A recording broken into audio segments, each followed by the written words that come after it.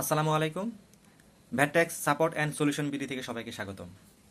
2025-26 করবর্ষের return দাখিলের সময় প্রায় শেষের দিকে, হয়তো সামনে আর কিছুদিন আছে। তো এখনও যারা রিটার্ন দাখিল করেননি তারা নির্ধারিত সময়ের আগেই রিটার্ন দাখিল করে দিবে। তো অনেকেই আছেন এবার যারা প্রথম রিটার্ন দাখিল করবেন। তো প্রথম রিটার্ন দাখিলকারীদের জন্য বিশেষ কিছু নির্দেশনা আছে। কারণ অনেকেই প্রথমবার যারা রিটার্ন দাখিল করেন তারাই আসলে রিটার্নে একটু ভুল বেশি করে থাকেন, সেটা ইচ্ছাকৃত হোক কিংবা অনিচ্ছাকৃত হোক।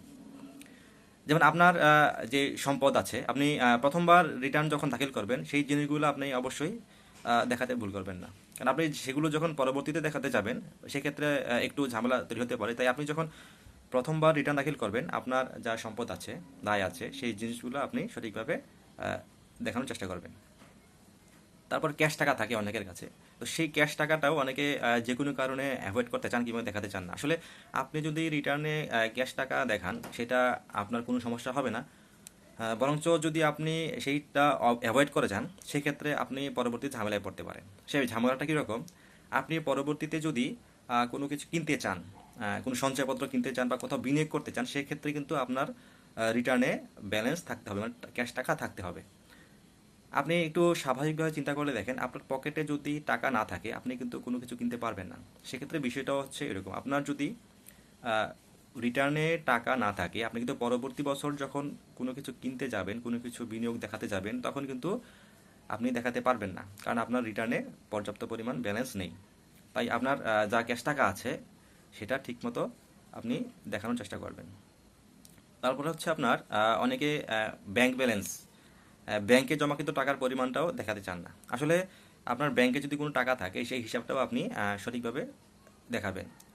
অনেকের প্রশ্ন আসে যে আপনার যদি একাধিক ব্যাংক অ্যাকাউন্ট থাকে সেক্ষেত্রে কী করবেন? হ্যাঁ, আপনার যদি একাধিক ব্যাংক অ্যাকাউন্ট থাকে সেক্ষেত্রে আপনি একাধিক ব্যাংক অ্যাকাউন্টের যে জমাকৃত টাকা এবং স্টেটমেন্ট অবশ্যই যোগ করে দেখিয়ে দিবেন।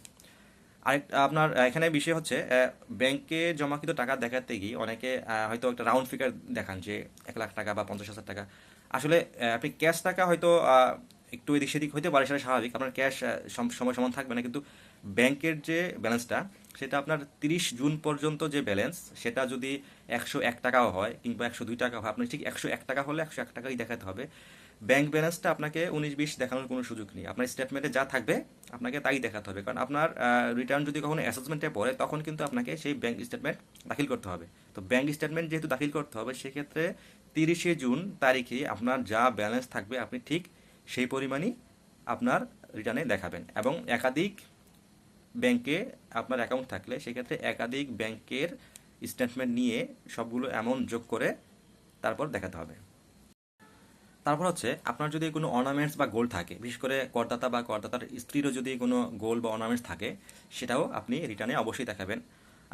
যদি আপনার স্ত্রীর আলাদাভাবে কোনো টিন বা রিটার্ন দাখিল করার বাধ্যকতা না থাকে সেক্ষেত্রে সেটা আপনি আপনার রিটার্নে অবশ্যই দেখাবেন। আর এক্ষেত্রে একটি প্রশ্ন থাকে যে গোল্ড বা অর্নামেন্টস যখন দেখাবেন তখন তার মূল্য কত দেখাবেন? আগে যখন ম্যানুয়াল পদ্ধতির রিটার্ন ছিল তখন অনেকেই সেটা শূন্য দেখাতেন বা তখন শূন্য দেখানোর জায়গা ছিল, কিন্তু এখন আসলে আপনাকে সেই সুযোগটা নেই। আপনাকে সেই গোল্ড বা অর্নামেন্ট যাই আছে তার বাজার মূল্য ধরে একটা মূল্য আপনার রিটার্নে দেখাতে হবে। আপনি যদি কারো কাছ থেকে কোনো উপহার পেয়ে থাকেন সেটিও আপনার রিটার্নে অবশ্যই দেখাবেন। তবে এক্ষেত্রে একটি বিষয় হচ্ছে, আপনি উপহারটা কার কাছ থেকে পেয়েছেন। আপনি আপনার বাবা মা ভাই বোনের কাছ থেকে যদি কোনো উপহার পেয়ে থাকেন সেক্ষেত্রে তা করযোগ্য আয় আসবে না, কিন্তু আপনি যদি আপনার শ্বশুর বাড়ি থেকে কোনো উপহার পেয়ে থাকেন তাহলে তার জন্য কিন্তু আপনাকে সামনে থেকে কর দিতে হবে। আপনি যদি কোথাও কোনো বিনিয়োগ করে থাকেন, সেটা শেয়ার বাজার হোক, কোনো ডিপিএস হোক, কোনো সঞ্চয়পত্র ক্রয় হোক, আপনি সেটাও কিন্তু আপনার রিটার্নে দেখাতে অবশ্যই ভুলবেন না। আপনার এই বিনিয়োগের উপর কিন্তু আপনার ট্যাক্স রিবেট পাওয়ারও সুযোগ আছে। তাই আপনি ওই বিনিয়োগ কখনো দেখাতে ভুল করবেন না। আপনি যদি কোথাও কোনো দান করে থাকেন, সেটা কোনো চ্যারিটি ফান্ড হোক, কোনো কল্যাণ তহবিল হোক কিংবা কোনো আইসিডিআরবির কোনো ফান্ড হোক, তো ওইসব দান কিন্তু আপনি আপনার রিটার্নে দেখাতে কখনোই ভুল করবেন না, কারণ এইসব দানের উপরেও কিন্তু আপনার কর অব্যাহতির সুযোগ রয়েছে।